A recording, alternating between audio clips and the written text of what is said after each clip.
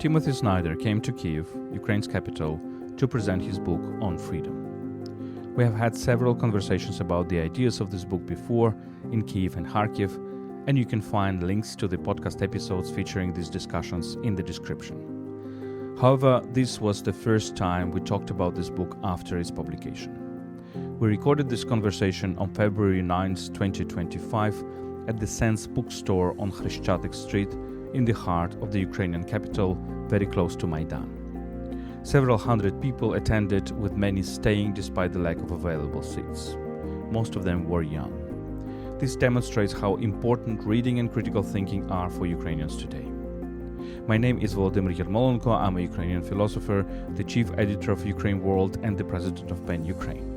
UkraineWorld is a multilingual media outlet about Ukraine, produced by Internews Ukraine, one of the country's largest media NGOs. The Ukrainian translation of this book was done by Chovan Publishing House, translator Halina Herasim, with the support of the US Embassy in Ukraine. The event was organized by UkraineWorld, PEN Ukraine, Chovan Publishing House, and the Sense bookstore. Before we begin, let me remind you that you can support our work at patreon.com/UkraineWorld. We deeply appreciate your support now, as our media increasingly relies on crowdfunding. You can also support our volunteer trips to the frontline areas where we assist both soldiers and civilians, primarily by delivering vehicles for soldiers and books for civilians. Contributions can be made via PayPal at ukraine.resisting@gmail.com. You'll find these links in the description of this episode. So let's begin.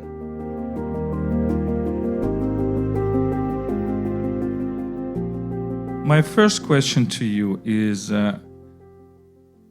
very short. How you feel in Ukraine? How you feel yourself in Ukraine right now?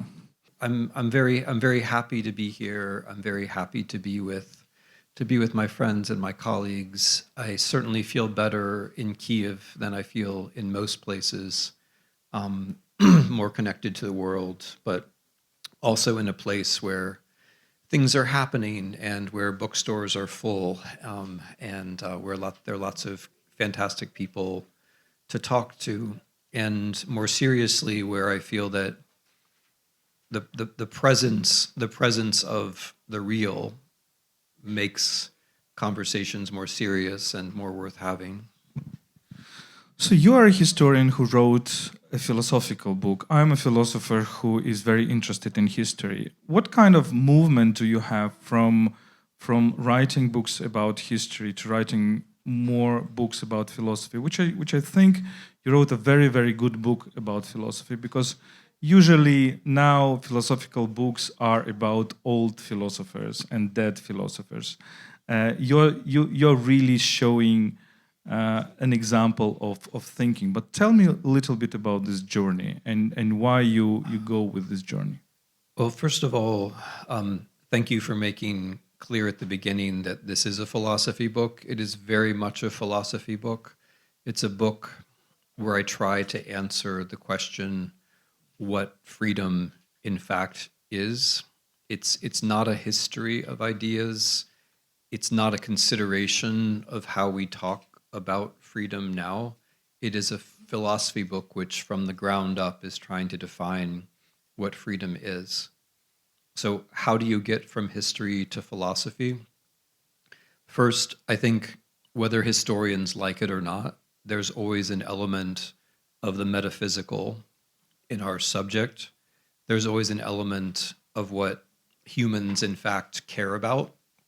History can't be reduced to a series of predictable processes. History always has to include the things that people care about, the things that people make sacrifices for, the things that people value.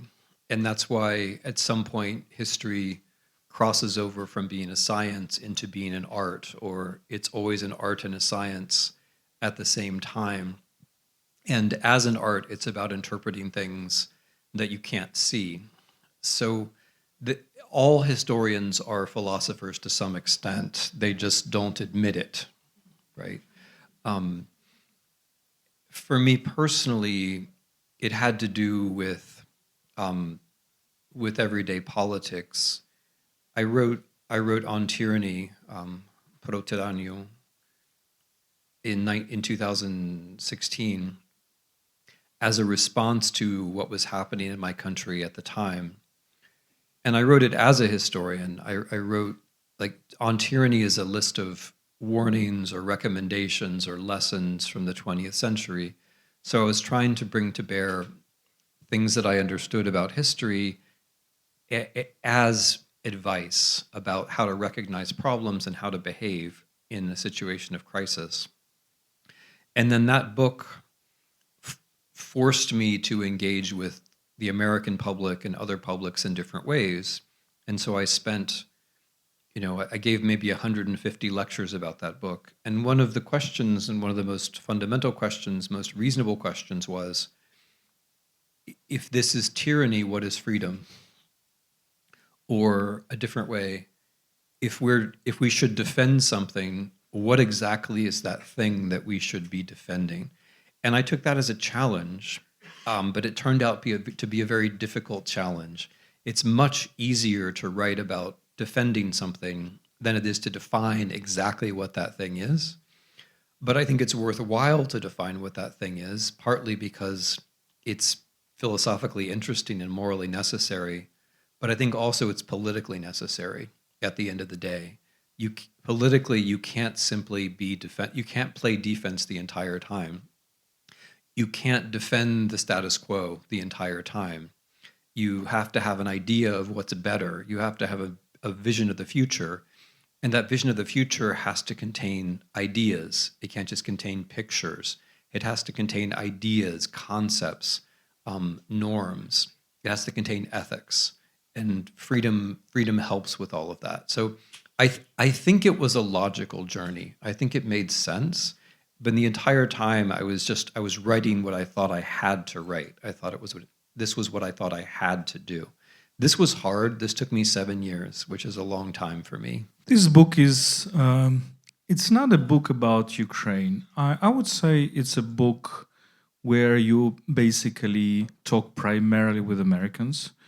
You can feel the American debate in this book.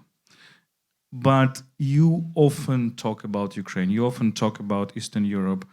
You show your presence in Ukraine. I know a little bit this story that you find it very important to finish this book in Ukraine. The preface is on your trip from Kyiv to Helm to Dorohusk. I think it was a few days after our previous conversation in Kyiv in September 23. Then we went with you in September 24 to Kharkiv, and we had a big talk about this book even before it was published. How does Ukraine fit in your effort to explain freedom to other nations, including to your own nation? So I think the most fundamental thing, which isn't directly about Ukraine, is the attempt to be honest in my method. So in my argument about freedom is not something that you can achieve on your own, which seems at first very contradictory or paradoxical, because when we think about freedom, we often think of one person all alone, maybe on top of a mountain, having done some very impressive thing. And of course, freedom is about the one person and how the one person is special and unpredictable and unrepeatable. That is what freedom is about. But how did that person get there? Who helped that person get to the top of the mountain? Who helped each individual become that individual? And something similar is true about knowledge. If you're free, that means you know who you are. But knowing who you are is actually incredibly difficult. It's very difficult to know who you are. It's something that it's incredibly easy to be mistaken about, in fact. And in order to know who you are, you have to listen to other people. You can't do it otherwise. There are people who are very sure of themselves, who think they know everything about themselves, and those people are currently in power in my country, and they're causing lots of trouble. But that's not the same thing as being free, right? To be free involves knowing who you are. And to know who you are, you have to listen to others. And so this is, I think, true about freedom itself. But I tried to make it true in the way that I wrote the book. So as Volodymyr Yermolenko knows, because he's one of the people I made read the book. Forced him. Yeah. No. I was willing to do that. I showed it to a lot of people, not philosophers and historians, but also friends over a period of years and years. But I wanted, just as a matter of honesty to my own argument, I needed to listen to other people, like as a part of my method.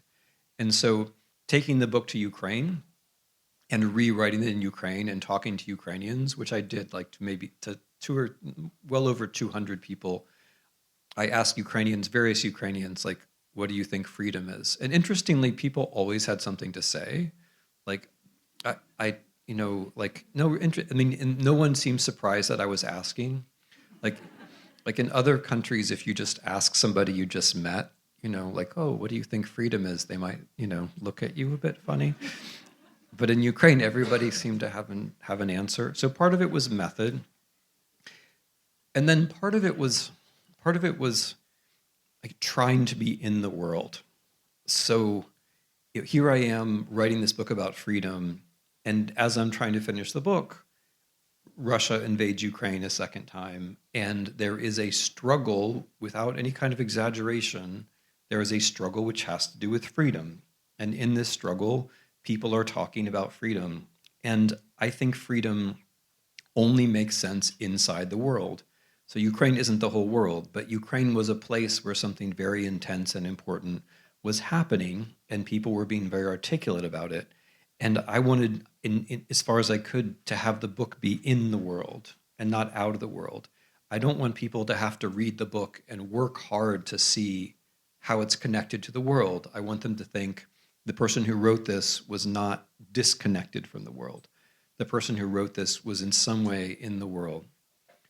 And then the third part is that Ukrainians helped me to make the arguments of the book. So as Volodya says, there are many places in the book where I give voice to Ukrainians, but I'm giving voice to Ukrainians because Ukrainians are helping me to make arguments, like the argument for positive freedom, for example. So the book is about freedom, but I'm arguing for a particular kind. I'm arguing that freedom is always positive. And what do I mean by that? I mean that freedom isn't just the absence of evil, but the presence of good. And so freedom can't just be freedom from, it has to always be freedom to. Or to put it a different way, freedom from might be important, but it's important as a first step towards freedom to. So naturally, deoccupied territories were a place to think about this argument, because if a territory has been deoccupied, is that the same thing as being liberated? And the gap between those two words, deoccupied and liberated, is really helpful. And being in contact with Ukrainians who were able to return to their homes after Russian occupation ended was very helpful, because, of course, a great evil has been removed, but that's not the same thing as people being entirely free. People are free when the rubble is cleared and the houses are rebuilt and the buses are running and the trains are running and the kids can go to school. And I believe all of that belongs to freedom. And so even when the evil is very great, removing it isn't the same thing as freedom. And that's just, there were several experiences that I had with Ukrainians that were helpful, but that was one of them. Because this argument between positive and negative freedom, like, it can seem academic, irrelevant, but it's really not. If you think freedom is just negative, that it's only about pushing away the evil, then it's very hard to think about regeneration and creation and cooperation and solidarity and all these other things that you actually need for freedom. If you're thinking that stopping the evil is enough, then you're going to be just looking for some other evil, and you're not going to ever be taking responsibility for what you think is good. So really quite a lot hangs on getting this right, I think. How many of you already read the book? Please raise your hands. Okay, so that people are laughing because Vadim Karpyak was actually doing the audiobook. So you're not part of those who read the book. You not only read it, but you pronounced it. Okay. I will ask this question by the end of our conversation. Like, I will repeat this question again. But I think your argument is also helping us a lot, because your argument is very good for Americans, because we see it right now. We see kind of a strange combination in current American politics of the libertarianism, which says negative freedom, we need to reduce government, and of some kind of tyrannical elements. And you see very strangely how this libertarianism and tyrannical elements go together. But in our case, it is also important thought, because yes, we will not be free unless we liberate ourselves from Russia, from the empire. But liberating ourselves from the empire is not enough. So you need to have something else. You need to have a very strong Ukrainian project, which will be something much more, that Ukraine is just not Russia, Ukraine is anti-Russia, etc. And if this is true, then thinking about freedom from and freedom to is actually thinking that freedom is just a way to something else. If the positive freedom in your understanding is that freedom is a way to something else, to what you call values, the big values. So why you keep saying that freedom is a value of the values, while for me, it seems to me that this is libertarians who would say that freedom is absolute value and we don't have any other values, right? But you're saying, no, freedom is a value of values because it makes possible other values. Can you explain a little bit to me this? I'm going to first just make a comment about empire, because when I talk about positive and negative freedom, I'm trying to criticize all versions of negative freedom. So the American version is get rid of the government and you'll be free. And that's one version of negative freedom, that the problem, the barrier to your freedom is the government. And as Volodya says, that's an American problem. And we are seeing, I would suggest, its logical conclusion work itself out right now in American politics. If you allow people to come to power who sincerely believe that government is the problem and that they personally are the solution, you can pretty quickly find yourself without a government. But I just wanted to pause on empire here, because I think another version of negative freedom is the idea that you can just remove the empire and everything will be fine. And of course, anti-imperialism or anti-colonialism is very sympathetic, but if you just remove the empire, you can then build another empire, which happens all the time. The whole history of decolonization, or a lot of it, is that a bigger empire is destroyed and a smaller empire is created on the same territory. So there has to be, as you say, there has to be a project where the word project always points towards the future, right? Project means to throw forward. A project is always about the future. So thanks for the question about value of values. What I mean, I chose that phrase very carefully because what I wanted to say is this. There really are good things in the world. So we've been talking about positive freedom politically, but freedom's also positive philosophically. And what I mean is there really are good things in the world, like I don't know, integrity or mercy or grace or beauty. There really are good things. There really are values. They're real. So this is a book which, in philosophical terms, is morally realist. I believe that it's better for, I truly believe that it is objectively better for Volodya and I to have a good conversation than a bad conversation. And I believe there are values such as toleration, flexibility, empathy, and so on, which lead to a good conversation rather than a bad conversation. And I also think that these values are in tension with one another. So there are many good things. For example, punctuality is good, right? It's good to be on time. Ukrainians laugh at that. I'm not sure No, why. but today we prove that we can do it, you know. Right. So punctuality is good. And friendship is also good, right? So let's say that Volodya has, 10 friends that I should say hello to before I come up here. Well, maybe, I didn't abuse this. I didn't abuse yeah. it. A sense of humor is also a good thing in a conversation. But, it's good for me to stop and say hello to friends, right? Friendship is good. But punctuality is also good. And that's a trivial example, but this is just the way the world is. It's good to take a more serious example, it's good to be consistent. It's good to follow rules, but it's also good to be merciful.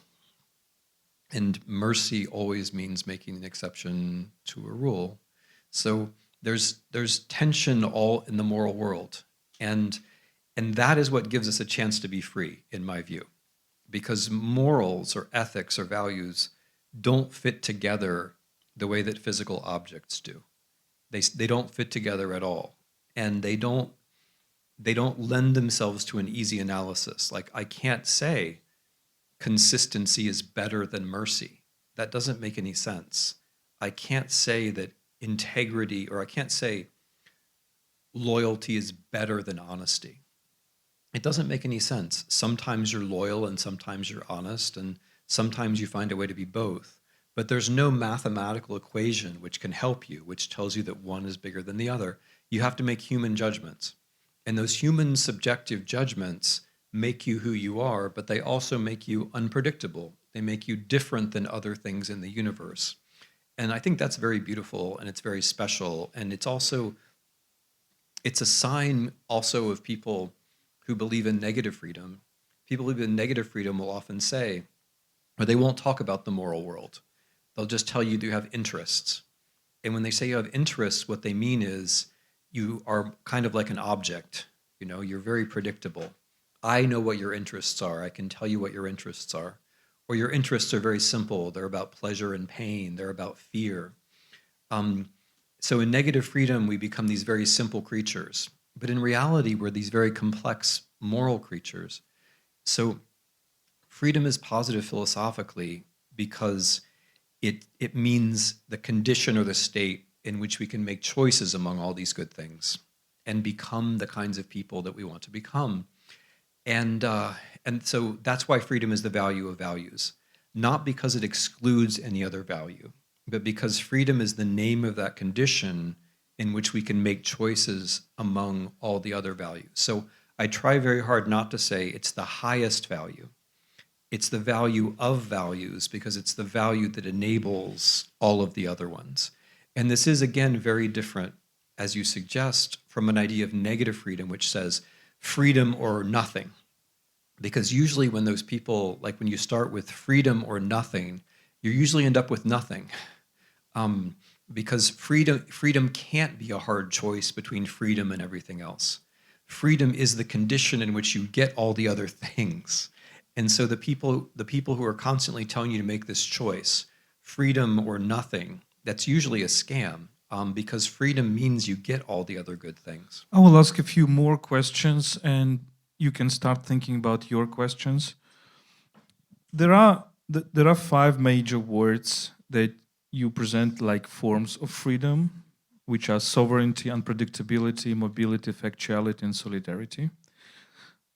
In my plan, I wanted to ask a question about each of them, but we will not have time to do that.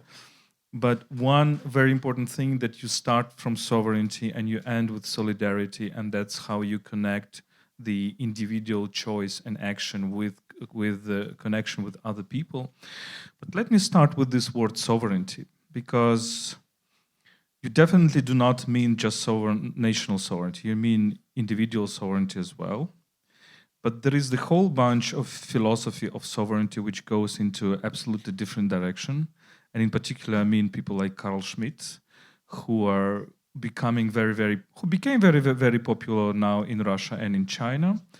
And while I'm looking at the way how the American debates going on, this criticism of democracy in some of the MAGA circles going on, it's precisely, I feel like it's going back to early 20th century ideas from which Carl Schmitt was born, is that democracy is bad because it goes too much into procedures, into solidarity, into discussions. Well, we need a strong hand. We need a person who decides.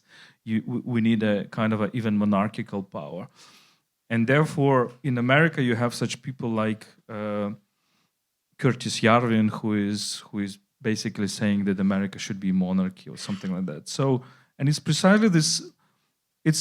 When we're going here in the train, we were discussing Lesia Ukrainka and the way how you think about her.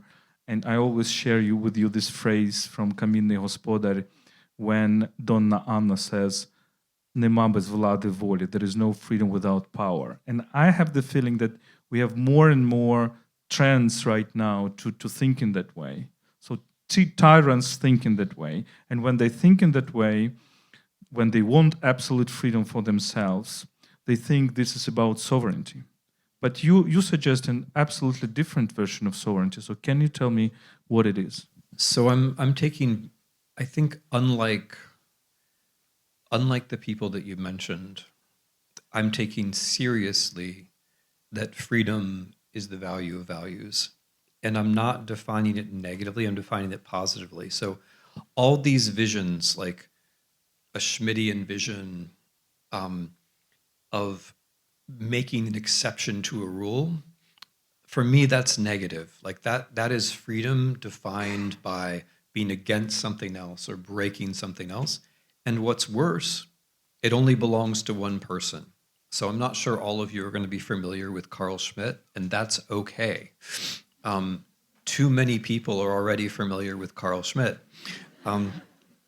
He was the leading thinker of Nazi Germany, and he was a very intelligent thinker. But his whole philosophy is parasitical on the existence of the democratic people and institutions and law. His idea is that the sovereign is the one who makes an exception. And I will tell you why that's a horrible idea. It's a horrible idea because it's essentially adolescent. It's like power politics for teenagers. The notion in Schmitt is that there are rules out there, but those rules are artificial and they're imperfect and they're historically contingent, which is all true. But then the solution is, I show you that I can make an exception. I break the rules. And Schmitt's idea is that makes you sovereign, but all it does is break things, right? And if you look, I mean, I don't want to just talk about Nazi Germany in one sentence, but if you look at what Nazi Germany did, Nazi Germany made exceptions, and Nazi Germany broke things, lives, countries. That is the logical conclusion of that thinking, in my view. I don't think you're sovereign just because you break somebody else's rules. Whether you run a country or whether you run a country as though you were a teenager or whether you are a teenager, breaking someone else's rules doesn't make you sovereign. What I think makes you sovereign is having the ability to decide which rules you're going to follow yourself. I think that's what makes you sovereign. Deciding what things you, in fact, authentically care about. If I'm in the world of Carl Schmitt, then all I have to do is decide what rules to break. That's childish. That's immature, and it's dangerous. So what I'm trying to take the word sovereignty and make it mean something completely different, where the question is, how do we become sovereign? How do we become the kinds of people who recognize values in the world? How do we become the kinds of people who can make choices about values? How does that happen? How do we become sovereign? And here, I'm working to make the case that that freedom depends upon cooperation, which it does. Because if we accept that freedom is the value of values, and we accept, therefore, that people should become free, then we have to think about what we have to do together to create individuals. And this is why so much of the book is about childhood, actually. It's about very young people. A lot of this book is about babies. And my point would be that if your book about freedom is not about babies, it's not serious.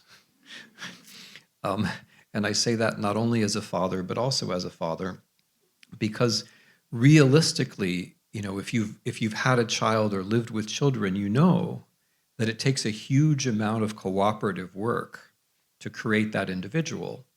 And that means that if you care about individuality, you also have to care about that cooperative work. And you have to work together in order to make that, to give that child the chance to become free. So I'm trying to turn sovereignty around to mean something which I think is much more legitimate, the project of creating individuals who are sovereign in a moral sense. And as you say, that requires solidarity, like adults, and not just parents and grandparents, but everyone looking in on the situation has to say, the one thing we have in common, literally the one thing we have in common, is that we were all born. I'm looking out there for exceptions. Well, there is a risk that there will be exceptions soon. Right. Well, then we'll see. But we were all born, right? Like that's the concrete, very specific thing that we share. And some of us will give birth, and some of us have given birth. But like that very specific situation of being born and being helpless helps one to see realistically what it means to become free. And obviously it requires solidarity. I will ask the last question about one more word. And for you to understand that this is probably the fourth conversation between me and Timothy Snyder on this subject. And if you want more, there are 3 podcasts on UkraineWorld. One was from 2022, one is from 23, one is from 24, now it's from 25. So I suggest to continue this tradition. My question is about the second word, unpredictability. And correct me if I'm wrong, I see here kind of maybe the influence of Hannah Arendt and her idea that basically what helps us from tyranny is that there are newborns, that we always in this time of newborns and new people and new generations, and they always create something new. While on the other hand, like the teaching about democracy that we quite often hear is that democracy should be predictable, that you should have rule of law, you should have equality, you should have this and this. And my impression that democracies right now are losing the battle to far right, to far left, precisely because they are so much predictable in the discourse. So as if they say, okay, but we know all the answers. And we right now see that unpredictability is the force of, is the strength of the forces who challenge democracy, right? Like everybody is saying about this. But your unpredictability is a little bit different. And this unpredictability, I think it goes precisely in this direction of creativity, of unexpected.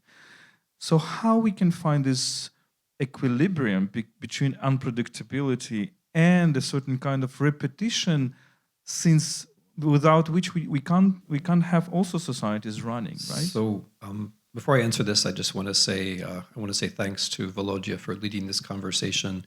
I think without exaggeration, we're very lucky to have Volodymyr Yermolenko as a conversation partner. I'm very lucky to have you as a conversation partner. It's not only, yay.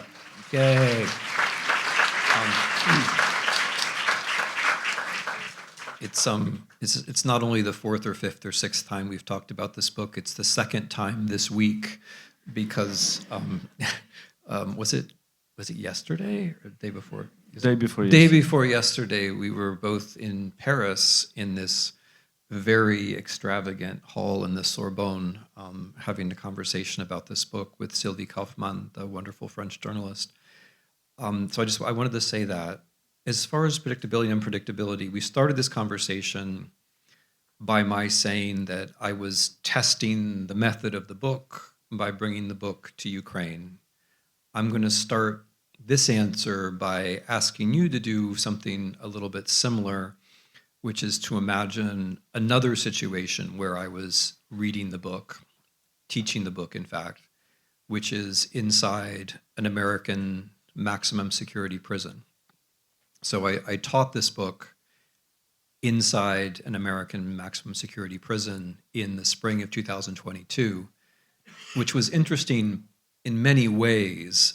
One of them was the conversations that we had about Ukraine inside that American prison, because the guys there were coming from a very specific experience of America, and they were able, going back to colonialism, like they were able to understand Ukraine in an anti-colonial framework. Like that's the one that they actually understood, and that led to some really interesting conversations.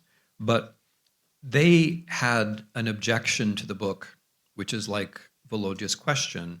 They were really upset by the notion of unpredictability, because what they said was, look, our lives were totally unpredictable, and that's why we're here, right? Like we didn't have housing, we didn't have parents, we didn't have a government that looked after us. And yeah, we did bad things, but like the fact that our lives were so incredibly unpredictable is bad. So why are you advocating unpredictability? And that was very helpful to me, because it helped me clarify the answer to the question, which is that it's the people who I want to be unpredictable. Like I want all of you to be having different thoughts and different reactions to this conversation. I want all of you to have like your own weird, eccentric things that you care about. I want all of you to go home and have different conversations about this. That's what I mean. The unpredictability is inside the people. And in order to create people like that, you have to have a predictable outside world. And that's what I was trying to say about sovereignty and babies, right? You don't want to create a lot of unpredictability around babies. I see the young mothers, they're like, who are about to go to sleep, wake up to nod at that. Very nice. You don't want to have a lot of unpredictability around babies. Like you want them to sleep, you want them to eat, you want them to be hugged. You don't want them to have an unpredictable life. You want things to be very predictable for them. And that's the beginning of a longer story. Like we all need certain things to be predictable as far as we can. We want to be warm at night. We want to have roofs over our head. We want to get food regularly. We want the roads to be flat, right? We need a certain amount of unpredictability. We need a certain amount of predictability to allow us to become unpredictable. That's the point. If there's too much unpredictability around us, then we become predictable. Because if there's too much unpredictability, then we're afraid. And when we're afraid, we become very predictable for those who want to rule us, which leads to the last point I wanted to make, which is human unpredictability is essential to freedom. It's essential to keeping democracy going. And because when you're predictable, then you can be easily ruled. And that's how social media work, by the way. Social media make you more predictable, and they generate data about how you're predictable, which makes you much easier to rule, which is one of the reasons why democracy is failing, because of that. So democracy, now getting to the last part of your question, democracy has to be about procedures that make things predictable. But it's about predictability in order for us to be free, and therefore unpredictable. And that is the element of democracy which I think has been neglected, has been underemphasized. The point of all these procedures is to create conditions where we can be, where we can learn to play the guitar, where we can go on trips where we can decide to live in a commune, like the whatever. The whole point of the political predictability is to create individuals. And I think that part has gotten lost. And I think that does help the kinds of developments you were talking about, because when people have the procedures and they feel predictable themselves, they start to look for some unpredictable hero. And what we have now, especially U.S. politics is a great example, you have a few people who are, as it were, monopolizing the unpredictability, right? All the unpredictability in the entire country is put into the form of one or two people who run it. And then everyone else is supposed to predictably worship them as heroes. So democracy is about procedures, and democracy should be about creating predictable conditions of life. But the point of it isn't the procedures. The point of it is to create us. The point of it is to make us interesting, to allow us to be interesting. Thank you, and I will pass the mic to the audience. I have wonderful colleague Katya who will give you the mic, those who want to ask question. Hi. I have the question, very obvious question about the bell. Can you tell us more about the cover, the bell on the book? I think for Ukrainians, the bell from Philly is not very known story. And who decided to put it on your book? And do you think it's... I see that numerous conversations have started. So, I mean, a bell can mean different things to different people. I was just today in the bell tower of Sofia, at the bell tower of San Sofia. So a very general thing about bells is when you ring a bell, it can seem like you're doing something like very grand and individual, like, here I am, I'm ringing a bell, right? But the purpose of ringing a bell is almost always to bring people together in defense, or to come to a meal, or whatever it might be. And I think that in that general way, a bell captures some of the tensions that we've been talking about. The person ringing the bell could be all alone, but the reason you're ringing the bell is because you need help, or you're trying to do something together. So in that way, I like the bell as a symbol. But the book, as Volodya said a couple of times, it is very much about the U.S., and it relies on some experiences of my life. And this bell comes from a bell that I rang when I was 6 years old, and my country was 200 years old. And the bell has to do with the idea that your nation is perfect in the past, which is something you can believe when you're 6 years old. And the fracture in the bell has to do with learning that this isn't true. So there was an authentic incident in 1976 when, together with my cousins and my brothers, we rang a bell, and the bell was meant to remind us of the Liberty Bell in Philadelphia, which is one of the major American symbols. But like a lot of national symbols, it's more interesting when you look into it. So the idea was that the Liberty Bell was rung on the 4th of July, 1776, which is when the United States, or the colonies, declared their independence. But first of all, that didn't happen, like most historical things that you learn in school. And secondly, interestingly, the bell wasn't called the Liberty Bell at that time. The bell was later called the Liberty Bell by people who wanted to abolish slavery and by people who wanted to give women the vote. And so in 1776, it wasn't called the Liberty Bell. And this is important because national symbols call you back to some moment where everything was supposedly perfect. But that can't be freedom, right? Freedom has to be about the future and things getting better. And so if you learn a little bit about this symbol, things I learned after I was 6 years old, I recognized, okay, maybe something important happened when my country declared independence, but it was only the first step towards something which has to continue into the future, right? That liberty can't be something achieved in the past. It has to be something which is achieved step by step into the future. Thank you very much for many thought-provoking ideas you shared with us today.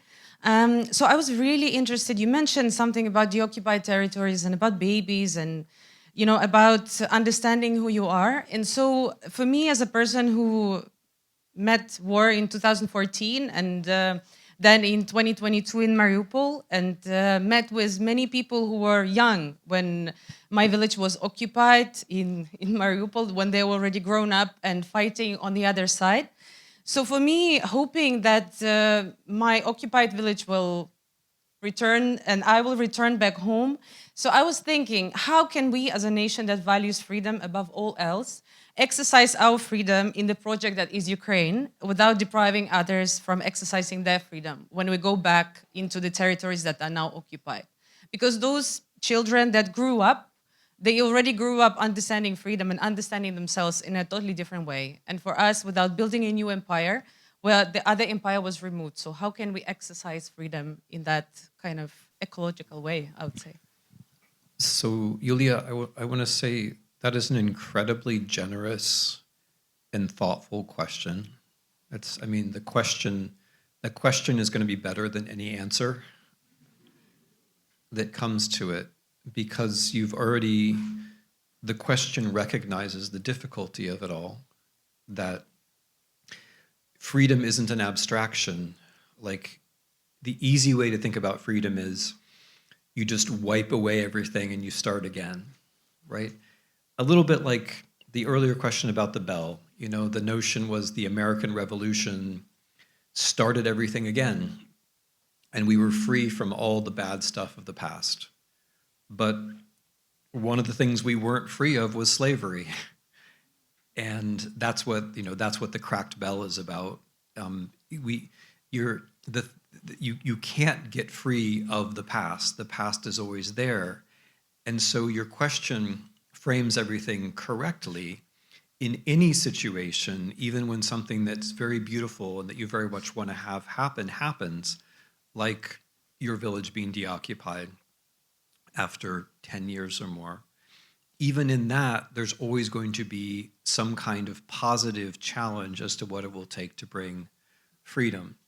And there's no easy answer, right? Negative freedom is, the reason why negative freedom is so popular is because it's easy. Like, it's easy to imagine. We just defeat something, we crush something, we push it away, and then everything is going to be fine. Positive freedom is hard because it accepts that sometimes you have to push away something evil, and then you have to create the new things afterwards. That the reason why you pushed it away was because you were trying to create something else. And you can only create something else on the basis of what's already there. And what's already there includes the experiences of people who have lived for a long time under Russian rule. So that's a complicated question to which I'm just going to, so far I'm cheating just by saying, like, really good question. And the answers to how you deal with situations like that are sort of at a technical level, but they largely have to do with listening to people, even when you completely disagree with them, because you can't figure out who they are without doing that. And also you can't figure out how you sound to them, right? So I was just in Berlin, and the West Germany, East Germany thing hasn't really worked out the way that people had hoped it would, where 35 years after unification, a huge amount of people in East Germany are voting for the far right. And that, in my view anyway, partly has to do with West Germans not being able to listen and being sure they were right about everything. And maybe they were right about 75% of things, but they weren't right about everything. So part of it is listening in order to figure out not only where people are coming from, but also how you sound to them.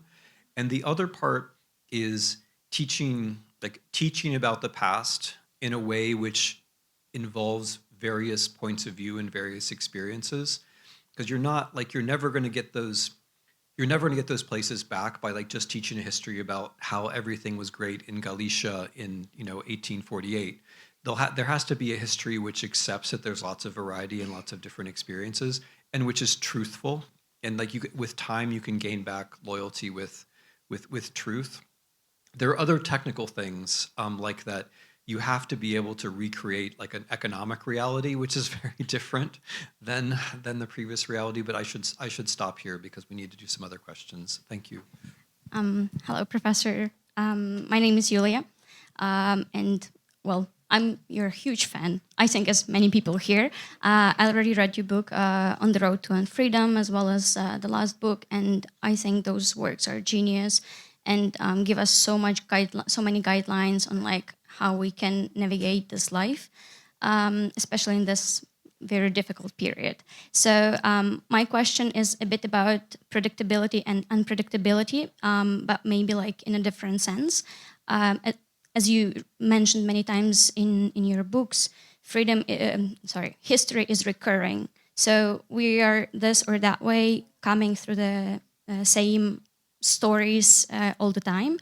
And I'm wondering if what is happening now in the US and in the world overall, if you can compare it like to something that already happened, and what can be our contribution to make it less predictable? So like not basically like making the same mistakes or, the same path, going through the same path. Yeah, I mean, history doesn't repeat. If it repeated, then your question wouldn't really make sense, right? If history repeated, then there wouldn't really be anything we could do about it. It would be like music that you just play a second time. You're right that there are patterns that sometimes we can notice, and the period 1890 to 1935 is a little bit similar to the period 1990, to 2035. It's, at least so far, where you start with, at least in Europe, you start with this tremendous confidence that things can only get better. And you have this notion that thanks to economic growth, people will automatically become more free. And then you have a few crashes along the way, and that confidence is lost, and you end up with a lot of one-party states. That, I think that there's some broad similarity in there, and there are lessons. Like one of the lessons is economic, that we now have political tools to intervene so that the economic crashes aren't so great. We probably should have intervened more in 2008 than we did, or at least intervened in different ways that were more favorable to average human beings than they were to the banks. I look back at the way the United States reacted to the financial crisis of 2008, and I think we could have rescued whole industries. We could have rescued the newspapers for the next 100 years for a tiny amount of the money that we spent rescuing the banks. That there was something wrong about the way we approached that economic crisis, and I think we're still, in a way, paying the price for that. And more specifically, right, there's a lesson about the late 1930s, which has to do with appeasement.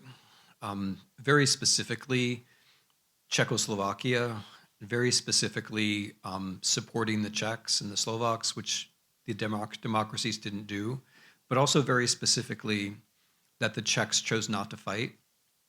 And so the analogy about the late 1930s, which I push the most because I think it's the most helpful, is that Ukraine is a bit like Czechoslovakia, except that Ukraine chose to fight. And by fighting, Ukraine has kept the rest of us out of a Second World War, out of a world war for multiple years. And of course, the lesson from that would be that you need to help that country to win so you don't get into a much worse conflict.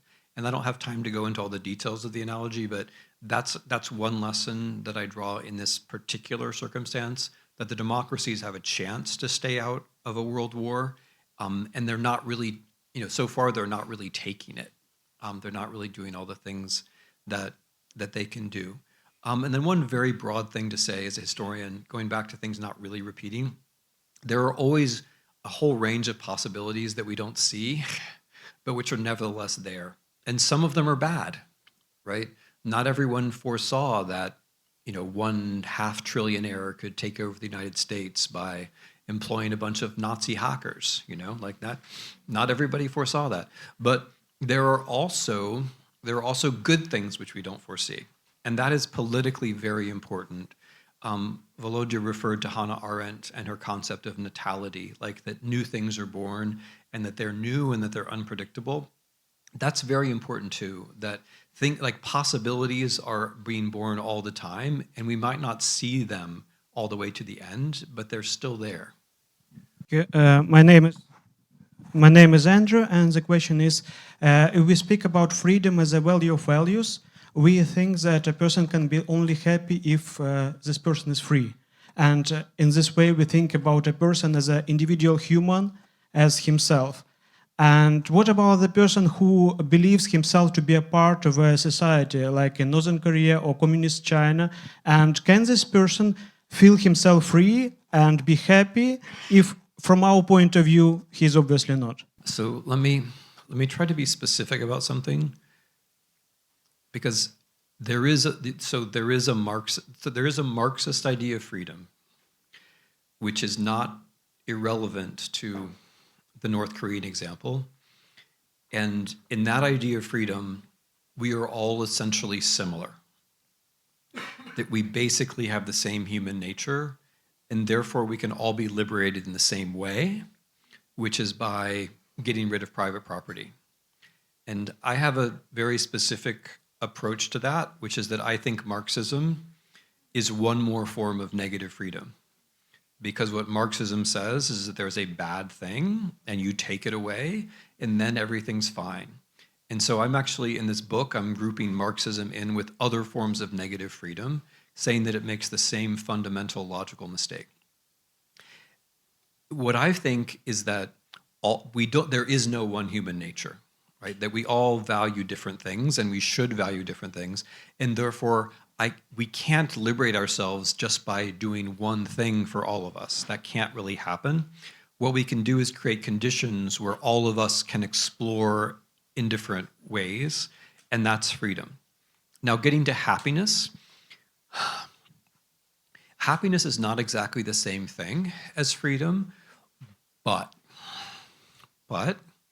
and I don't think it's right for, someone in Kyiv to say to someone in Pyongyang, you're happy or you're not happy.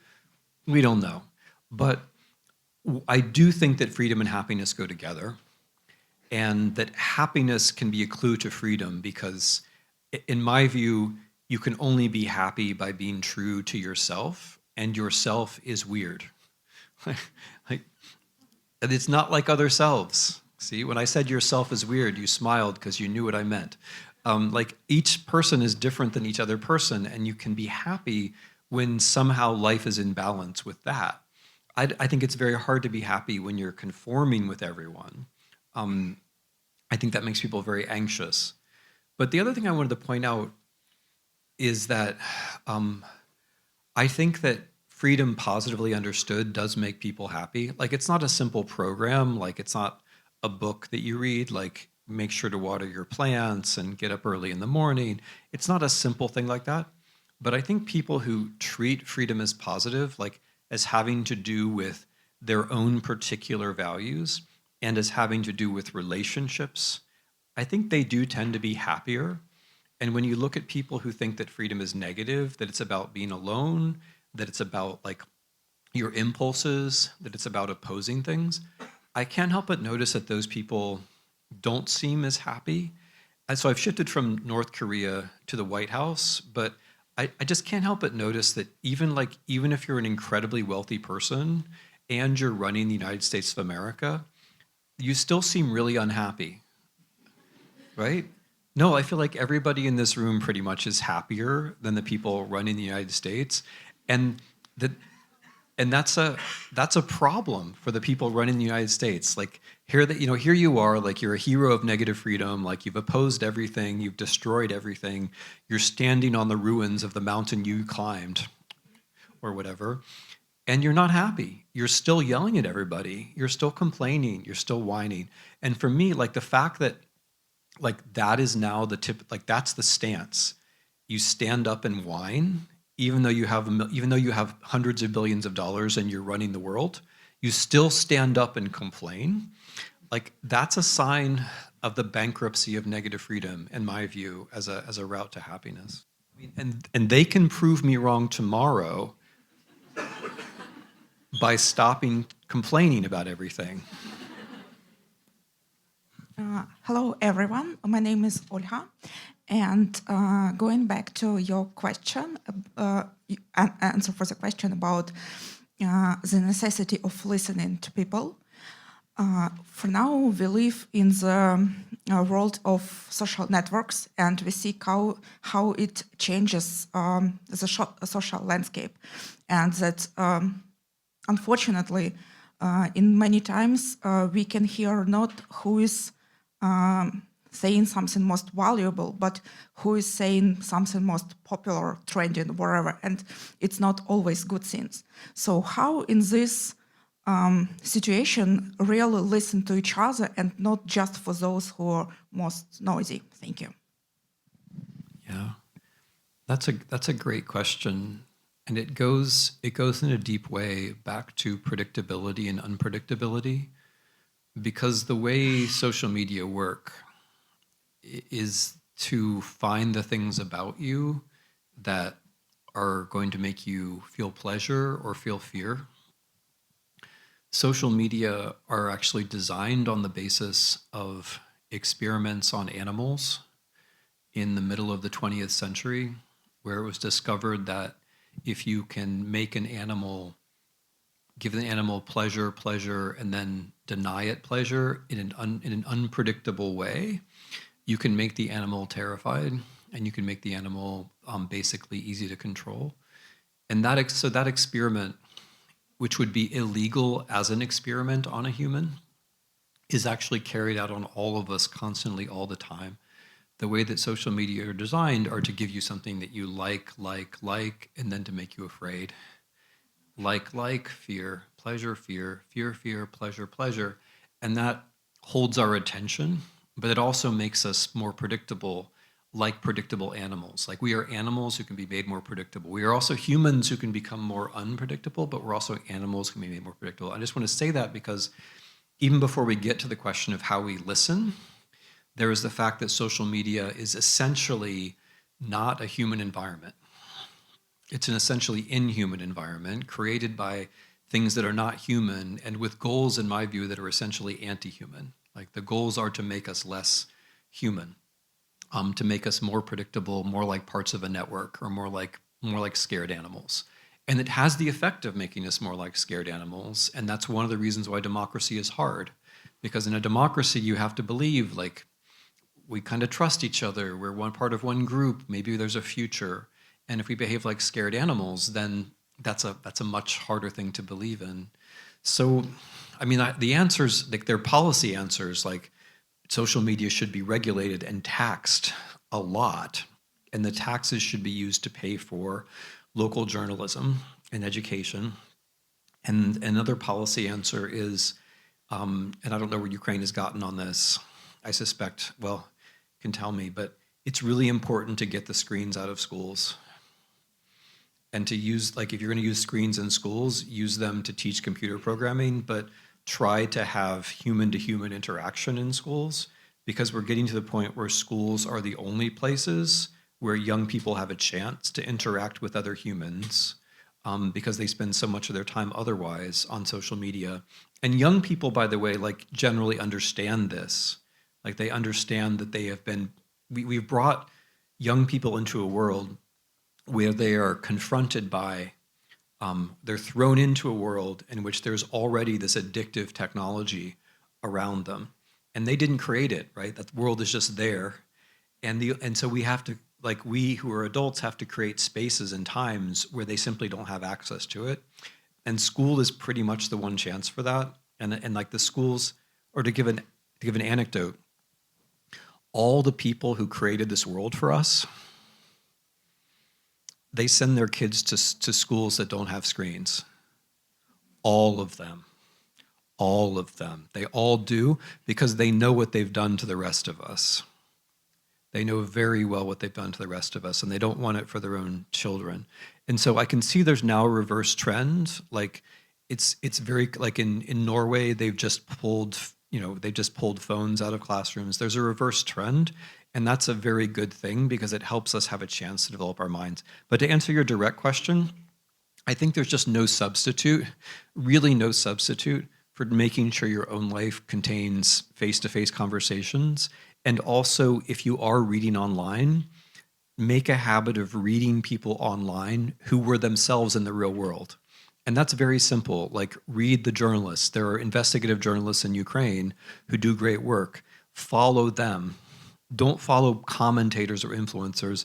Follow the people who actually go and do the reporting on corruption, on the war, on whatever it is. If you're not in the world, at least try to be only at one remove from the world by reading the journalists. That's my best advice. There's chapter 4 of the book is actually I'm not trying to advertise, but chapter 4 of the book is all about this. That's actually the continuation of the previous question. My name is Yegor, and you provided the whole action plan for the regulation of social media. And I would support each step of this plan, but I wonder where it should start. So, because politicians, they benefit so much from social media. So how to start this regulation? Because I truly believe that without regulating social media, we dumped. What was the last word? So we're screwed. Okay. I'm not going to ask again because it's getting more dramatic. But I agree with, you said we're done the first time, right? Yeah, I completely agree. I mean, I have a very dark view about all this. Like, I think that we are, like, I think we're in a world where there are things out there thinking against us, so to speak, right? Where we've created this huge network, which is non-human and essentially anti-human, and that is working against us. I mean, if our humanity means our intelligence, for example, there's bad news. There's bad news, which people generally don't want to hear. And the bad news is that the internet has made us stupider. And it's made us so much stupider that we generally don't want to hear about how it's made us stupider. And that itself is a bad sign, right? When you say, like, the internet's making you stupid, and people are like, wait, no, that's... So I mean, I agree with you. I think we've thoughtlessly created this world, which is, first of all, consuming physical energy. Like, it's taking the coal out of the ground in Africa. You know, like, in order to do an AI thing, you're basically burning coal in Africa, you know, in some random air-conditioned server farm. Like, like we're melting glaciers in order to use AI. We're literally burning the world for this stuff, and it's destroying our own neural networking. It's destroying our neurological patterns, and it's not that I think that. I mean, I'm not quite so paranoid to think that there's like an overall intelligence behind it, but it's taking more and more away from us. Like, artificial intelligence, to give another, just to stay on that. Artificial intelligence plagiarizes. Like, that's how it works. It plagiarizes. It takes things that humans have made, and then it makes them stupider. And then we read the AI-generated answer to questions, and we become stupider ourselves. Like, some very nice, well-intentioned people wanted to create an AI version of me, and they thought it would help me because I don't have time to answer everybody's questions.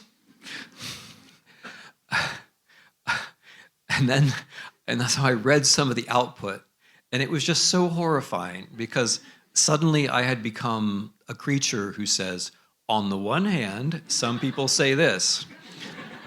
And on the other hand, some people say this. And perhaps the truth is in the middle, right?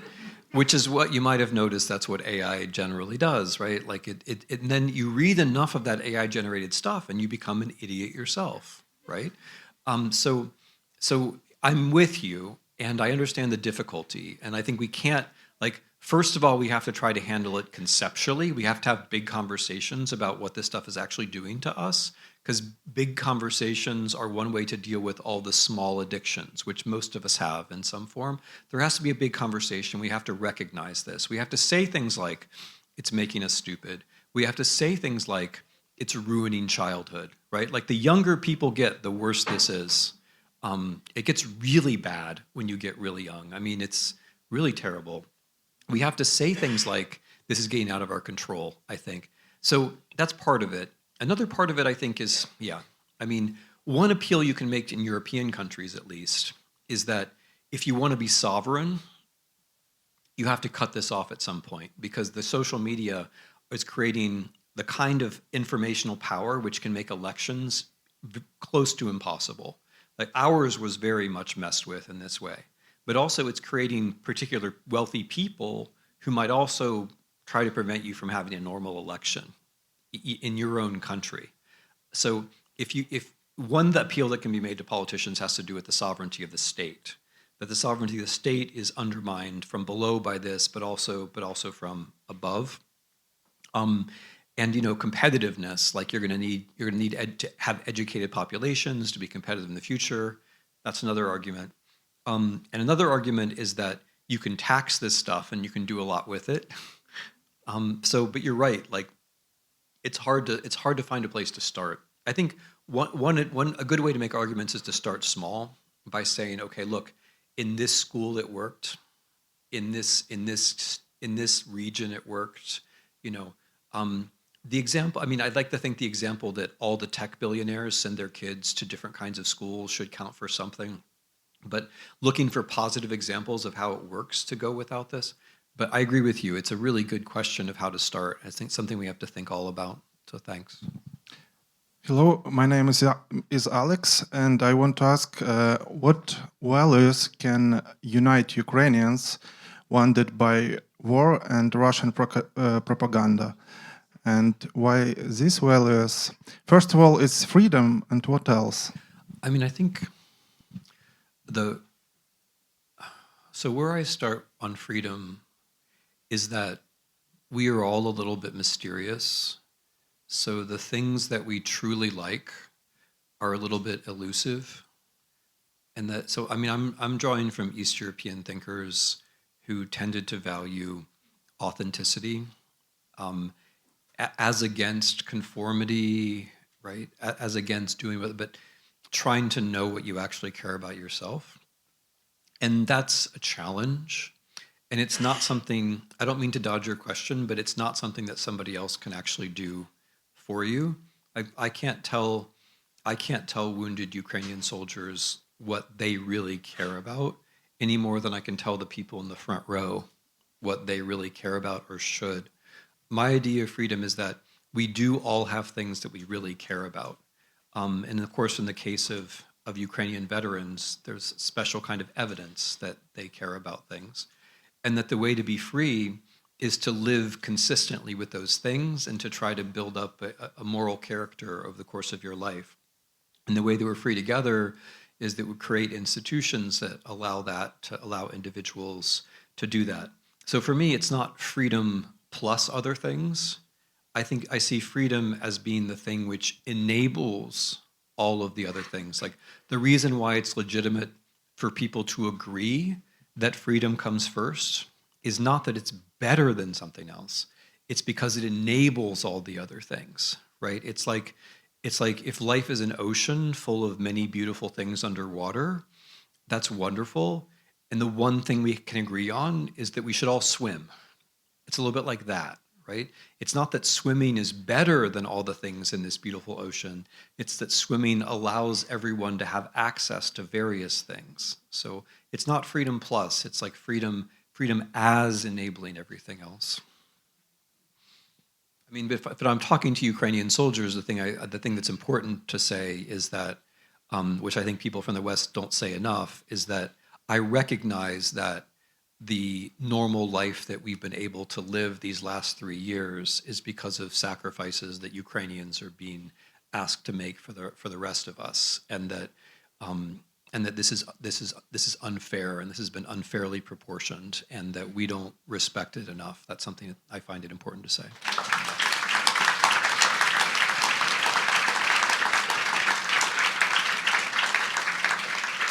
We are a little bit approaching the end of conversation, and I cannot leave you without the big question that you are really caring about right now.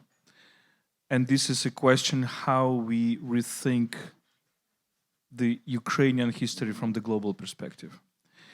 And well, you will have only about 7 minutes to answer this question, but I will tell you my version, and I will ask you to say if you agree with this or not, because it's directly related to the question of freedom. My version of the Ukrainian history, which goes very, very deep into centuries and millennium, but it's always a question how we fight for freedom despite the environment which makes it impossible. And by saying this, I don't necessarily mean only empires, but of course empires is a very important thing, and the Russian Empire is like quintessential of that. But it also means geography, which probably not makes freedom so much possible as in some other geographies.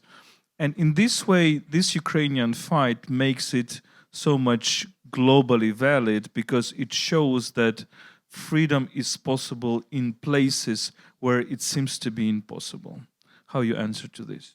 So Volodya is very kindly referring to a project that I'm helping with called Ukrainian History Global Initiative, where we are actually trying to take several years and about 100 researchers to do a deep history of Ukraine. And I will answer the question in three very general ways. The first is that I think history itself is liberating because there's always so much more in it than you thought. And like a lot of things, this is true for everybody, but it's true for Ukrainians more so than for other people. Ukrainian history is just unbelievably rich, including the prehistorical parts of it. It includes all kinds of things which no one knows about and all kinds of things that Ukrainians maybe know a little bit about, but like Viking magic and, Scythian female archers and Greek tragedies, so much of like the human inheritance of creativity is connected to these territories, and the peoples who lived on these territories are the peoples who then, create the layers of human life which lead to you. So you have so much in the past that can help you see the variety of human life. That's part of it. And then a second part of history is, as you say, there's a reason why these lands are so important. And that is that there's a reason why their location, the agricultural productivity, there's a reason why these lands have attracted both success and a lot of attention from the outside for literally thousands of years. And so there are patterns one can see here from prehistoric times to the 21st century of forms of resistance and of attempts to define what it means to be oneself at the same time one is confronting an outside world. And to close with the point you're suggesting, which you've made to me before, one thing which is interesting about the word volya, and I think about the word freedom in English too, is that it includes things that you don't know are possible, right? So freedom isn't just a value, like freedom is also a way of changing the world around you. So if you recognize that some things that you don't see are possible and you act in that way, like I'm not saying you should do things that are crazy or obviously impossible, but if you add freedom to the world, then the world responds by creating possibilities which hadn't been there before, something like that. And that's not, so history isn't just one thing happening after another. History includes the way people increase possibilities for themselves and for others by acting in the name of freedom. And without pushing the point too much, this is something which is true about Ukrainian resistance. So Ukrainian resistance may be about Ukrainians wanting to live in a certain way. But by resisting the Russian invasion, Ukrainians also opened possibilities for other people that wouldn't have been there. Thank you.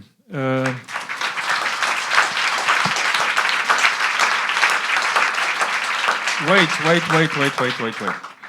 First, I would like to apologize to those people who didn't have an opportunity to ask the question. Really sorry for that, but we have so much people here. And to those people who stood throughout the whole conversation, thank you so much. You have a great willingness, and sorry for not having all the places for you. I would like to thank Kniharnia Sense and the wonderful team of Kniharnia Sense. I would like to thank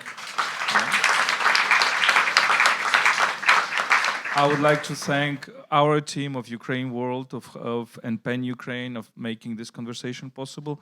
I would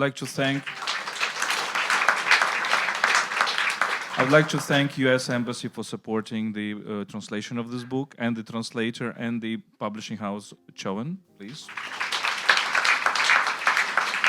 And I would like to thank Timothy Snyder for being with us. Yeah.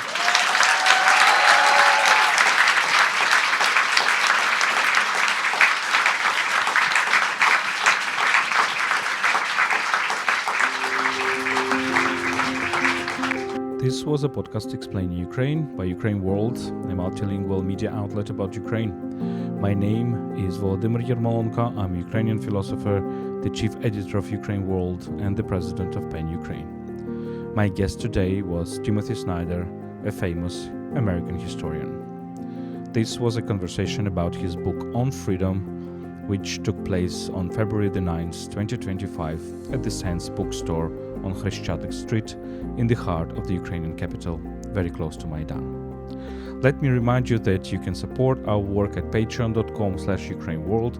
We deeply appreciate your support as our media increasingly relies on crowdfunding. You can also support our volunteer trips to the frontline areas where we assist both soldiers and civilians, primarily by delivering vehicles for soldiers and books for civilians.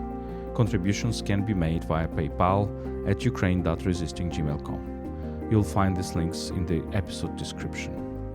Thank you for staying, thank you for listening. Stay with us and stand with Ukraine.